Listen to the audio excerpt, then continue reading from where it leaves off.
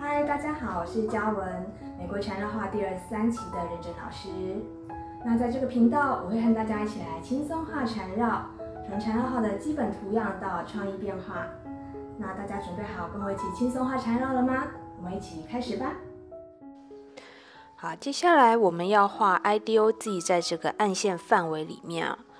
今天画的范围是我手指现在画的这个部分。好，接下来我们在这里面找一个位置画第一个水滴，转指画出第二个水滴。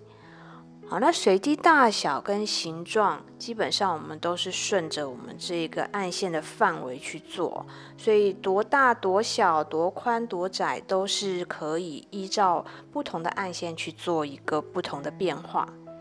好，然后旁边再开始画出第二个 IDOZ。好，主要就是把这个暗线范围填满，所以不管什么形状的暗线，基本上都是可以画这个 IDOZ 的哦。好，这边范围比较小，所以我们就画一个比较小的水滴。好，我今天画的是这个紫色的这个范围。接下来用弧线把旁边剩下的这一些小空间去填满。好，就是 IDOZ 那个旁边的这个弧线。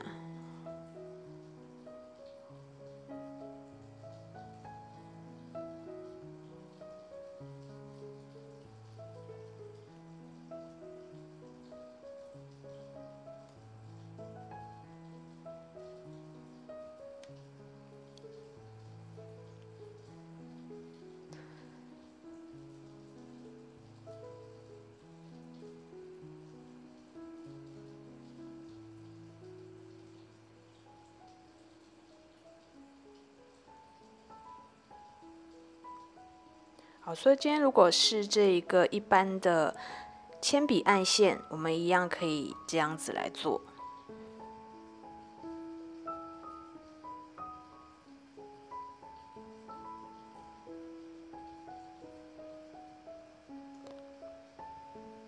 好，那有些地方我们来做一些 rounding。好，接下来我们把中间的位置画上这个小豆荚的一个形状。好，所以我们先画出它的一个水滴，更小的水滴，之后在旁边加上这个光环线。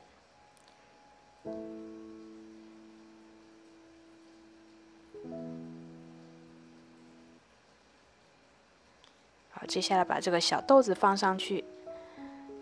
好，部分会被旁边的这个线条去遮住，好，所以不用画完整的圆圈，然后再把空隙用这个带针笔来把它填满。然后把每一个有画上这个中间豆荚范围的这个部分都画上豆子。好，那这边的这个豆荚没有一定每一个都要画啊，所以你可以选这一个 IDOZ 里面的一片或两片这个水滴形状来画上就好。好，我再把旁边的这个部分再做一些加强，好，让刚刚可能有一些不是很完整的部分，好，把它填好。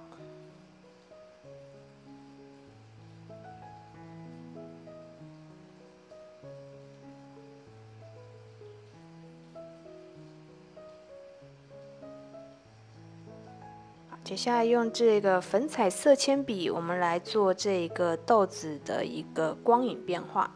好，就做阴影的部分，把整颗涂上这个红色的粉彩色铅笔，然后留下一个亮点。好，就跟我们平常在做圆形的这个阴影是一样的概念。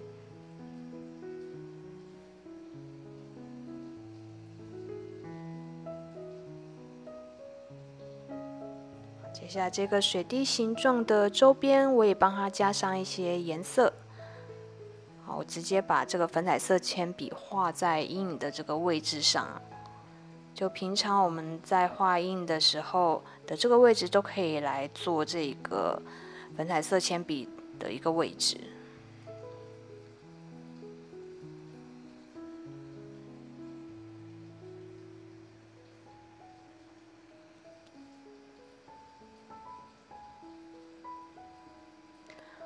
好，那在这一个周边明暗交界线这个地方，我都会稍微画重一点点，让它有阴影的感觉。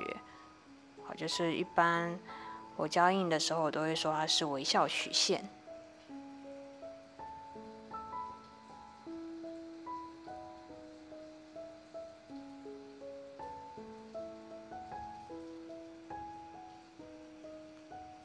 然后光环的这个旁边也可以加一些阴影。好，那我把旁边的这个弧线的部分的这个空间也加上一些阴影，好，我都加在边边的地方，好，让它就是会有一个立体感。好，那完整的水滴的部分，我就在同一侧加上这个粉彩色铅笔的颜色，好，就一般阴影放的这个位置就可以。好，那接下来我们就拿纸笔轻轻的把这个粉彩色铅笔的颜色把它擦开。好，那方式跟我们平常擦阴影的方式是一样的，就是擦出一个渐层。好，所以粉彩色铅笔的这一个质地方式跟我们平常在擦这个铅笔的阴影的时候其实是一样的。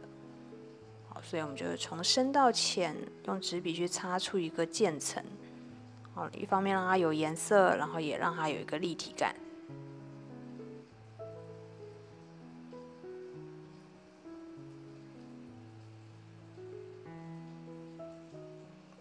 好，那接下来我们还是会用铅笔来做这整个水滴形状的这个阴影。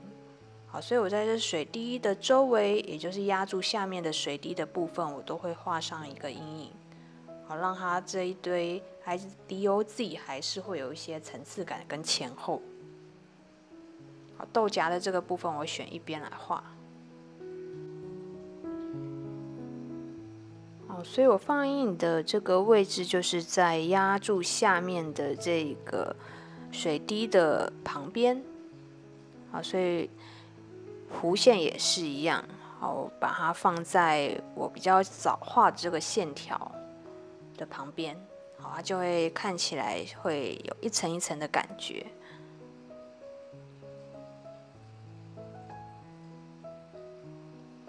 好，所以阴影可以增加我们这个缠绕画图样的一个画面的层次感跟一个立体感。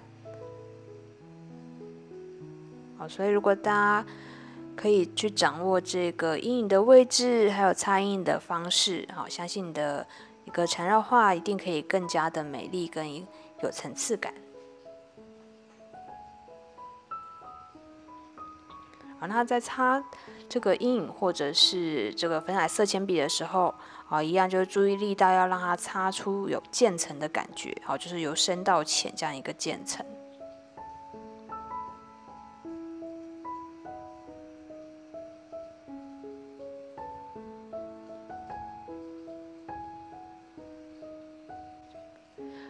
好，那大家如果说想要画阴影画的可以更有技巧，或者是更理解阴影是怎么样子来做操作的，大家也可以来参加我们的实体课程。在每周四的晚上，我们会有一个轻松画缠绕的课程，好，欢迎大家可以一起来现场，这样子可以在现场来做一些调整或者是指导。如果你喜欢我的影片，也欢迎来订阅我的频道。我每周都会定期的推出一些不同的图样的免费教学影片。那欢迎你一起来跟我们轻松画缠绕。那接下来我们就做一些收尾，把一些边边角角的地方做一些色块或者是线条的调整，然后我们就完成了今天这个暗线版的这个 IDOZ。